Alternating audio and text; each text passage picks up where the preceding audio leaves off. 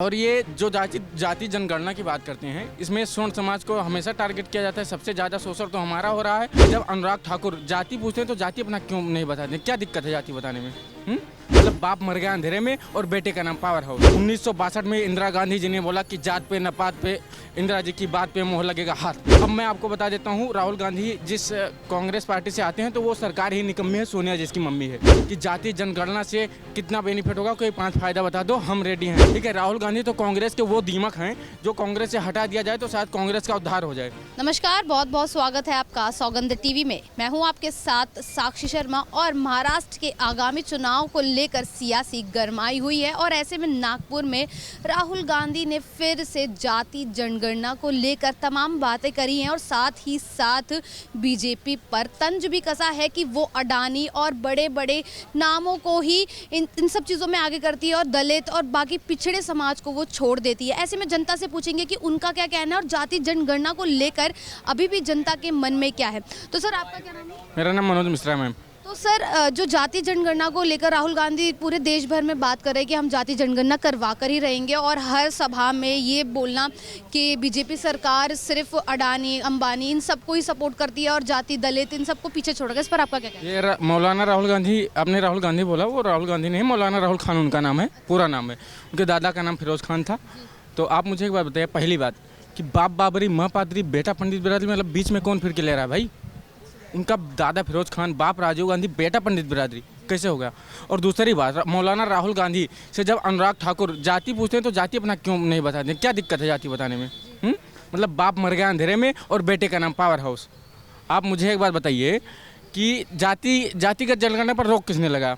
मैं आपको बता देता हूँ, सन 1952 में पंडित जवाहरलाल नेहरू ने बोला कि कांग्रेस मतलब जात पात हटा देगी, कि कोई जाति जनगणना नहीं होगा। 1962 में इंदिरा गांधी जी ने बोला कि जात पे न पात पे, इंदिरा जी की बात पे मोहर लगेगा हाथ पे।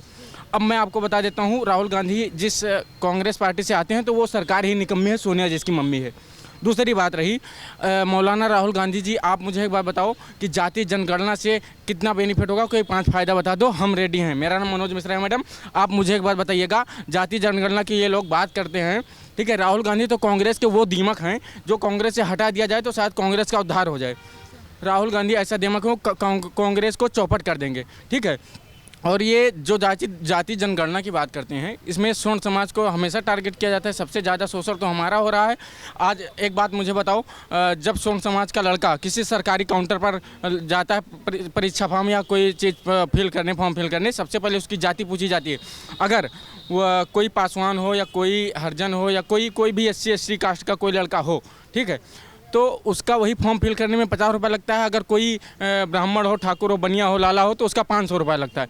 आप मुझे एक बात बताइए कि क्या ये आप मानते हो मीडिया वाले या जितने ये जो सरकार में जो लोग हैं या जो विपक्ष में है, विपक्ष हो, जूता पक्ष हो, जो भी हो, ये लोग ये मानते हैं कि सारे ब्राह्मण, ठाकुर, बनिया, लाला अमीर ही होते हैं? आप मुझे एक बात बताइएगा मैडम कि ये जो मौलाना राहुल गांधी जी बात कर रहे हैं कि मतलब स्वर्ण पे ये पिछड़ा का हक मार रहे हैं, दलित का, तो भाई अगर देश को 75 साल 70 साल आज़ाद हुए हो गया, आज पिछड़ा है, SC/ST है, ST/ST है, हरिजन है, तो इसका कहीं ना कहीं जिम्मेदार संविधान है, कहीं ना कहीं इसके जिम्मेदार 70 साल की सरकारें हैं, कहीं ना कहीं इसका जिम्मेदार मौलाना राहुल गांधी के परिवार हैं। अभी भी नागपुर में जो सभा को वो संबोधित कर रहे हैं उसमें भी संविधान को हाथ में लेकर उन्होंने यही सारी तमाम बातें बोली हैं कि संविधान है तो सब कुछ है। तो फिर इस संविधान की बातें बार बार क्यों जिक्र? उनसे कभी आप जैसे अगर आप जैसे पत्रकार लोग अगर कभी उनके पास जाएं, उनका मतलब बाइट लेने, तो एक बार पूछें कि संविधान किसे कहते हैं, क्योंकि उसको कुछ आता जाता नहीं, वो पौवा मार के जाता है या गांजा वांजा पी के जाता होगा, मैं इनको माइंड नहीं करता हूँ, ठीक है। तो ये हमें ज्ञान न दें कि संविधान क्या है क्या नहीं है, ठीक है। अभी हम संविधान से फिलहाल चल रहे हैं, लेकिन ऐसे ज़रूरत पड़ी अगर यही कारनामा रहा इन जूता पक्षों का तो हमें ग्रंथों के हिसाब से चलना पड़ेगा, क्योंकि मैडम ग्रंथ उसको हम देखने के लिए थोड़ी बनाए हैं, या ग्रंथ हमारे पास है तो उसको हम देखने के लिए, अगर ज़रूरत पड़ी तो इस देश का 110 करोड़ हिंदू सहिष्णु भी है और इस देश का 110 करोड़ हिंदू विष्णु भी है। अभी हम राम के रास्ते पर चल रहे हैं, जरूरत पड़ेगी तो परशुराम के रास्ते भी चलेंगे। जब परशुराम जी के रास्ते पर चलेंगे तब ये कौन आमने सामने है ये सब मायने नहीं रखता है, तब बगल बम बम यही होगा, ठीक है। और इस देश की अगर बात ये स्वर्ण समाज को ऐसे टारगेट करेंगे तो इस देश का स्वर्ण समाज इस देश की दशा और दिशा बदल देगा। इस देश का स्वर्ण समाज कभी आप मुझे एक बार बताओ कितना कुछ हो गया भाई सोन समाज को। आरक्षण की आग में युवाओं को झोंक दिए। हमने कभी इस देश से हिसाब मांगा नहीं मांगा।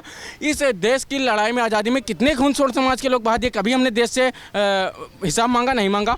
हमने कभी बसों पर पत्थरें फेंकी नहीं फेंकी, हमने कभी ट्रेनों जलाया नहीं जलाया। और ये लोग कूच रहे हैं भाई, संविधान है। पहली बात तो हमें ना कोई आरक्षण मिलता है ना हमें कोई छूट मिलती है, ठीक। तो आरक्षण को लेकर भी क्या कहना है? मतलब आरक्षण को मतलब ये मैडम ये जातिगत आरक्षण नहीं होना चाहिए। आप इस बात को मानते हो कि इस देश में जाति भूखी होती है या लोग भूखे होते हैं? जो गरीब होता है उनको आरक्षण मिलना चाहिए मैडम। आरक्षण के मैं विरुद्ध नहीं हूँ, लेकिन ये जो गलत लोगों को मिल रहा है, गलत लोगों को। आप मुझे एक बात बताओ कि इस देश में क्या मतलब ब्राह्मण ठाकुर बनिया लाला अमीर ही होते हैं? अगर इन लोगों को अमीर ही दिख रहे हैं तो कौन सा चश्मा लगाते हैं भाई? कौन सा चश्मा लगाते हैं कि अमीर ही दिख रहे हैं? हम इनको दिखाएं कितने गरीब हैं, ठीक है। ये गलत लोगों को दिया जाता है मैडम। पहली बात तो ये 10 साल के लिए आरक्षण बना था, अब 70 साल ये लोग बढ़ा लिए, ठीक। ये लोग आते हैं यहाँ रंडे रोने लगेंगे आज जंतर मंतर पर, कल यहाँ परसों वहाँ कि आरक्षण खतरे में है, लोकतंत्र खतरे में, वो खतरे में। आप मुझे एक बात बताओ, हमारे देश में 56 साल के पागल युवा नेता आ जाते हैं इटली से, ठीक। वोट आ जाते हैं हमारे देश में, बांग्लादेश से नारे लग जाते हैं, पाकिस्तान से 2 बच्चे वाले टैक्स भर रहे हैं, 12 बच्चे वाले सब्सिडी ले रहे हैं। और तब भी अगर लोकतंत्र खतरे में है तो आपको अगर लगता है लोकतंत्र खतरे में तो अपना मुंह ऊपर करिए और थूक लीजिए, ठीक है। समझ में आ जाएगा कि लोकतंत्र खतरे में। कांग्रेस, सीधी सी बात है, कांग्रेस खतरे में है, सारा विपक्ष खतरे में है। तो जाति जनगणना को आप सपोर्ट करते हैं या नहीं? क्योंकि वो तो बोलते हैं, उन्होंने संसद में भी बोला है कि हम जाति जनगणना करवा कर ही रहेंगे। पहले आप मुझे एक बात बताओ, राहुल गांधी अच्छे हैं या इंदिरा गांधी अच्छी थी?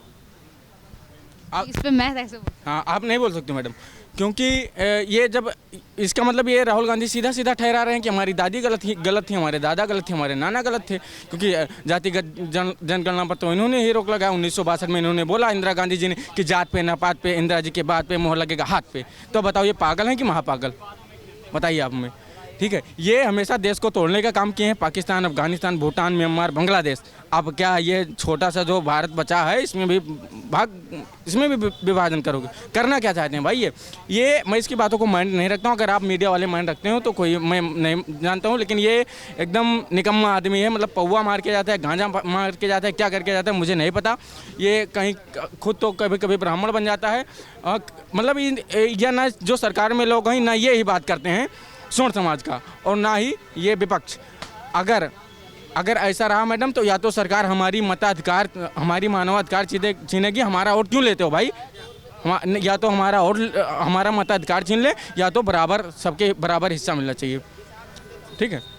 धन्यवाद। तो सुना आप सभी ने कि कैसे जनता ये बोल रही है कि कांग्रेस ने सिर्फ देश को बांटने की कोशिश ही करी है और वो हमेशा से ही देश को बांटती आई है।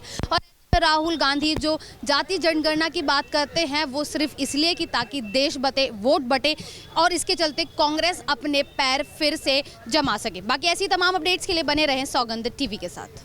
आप देख रहे हैं सौगंध टीवी, सौगंध वतन की।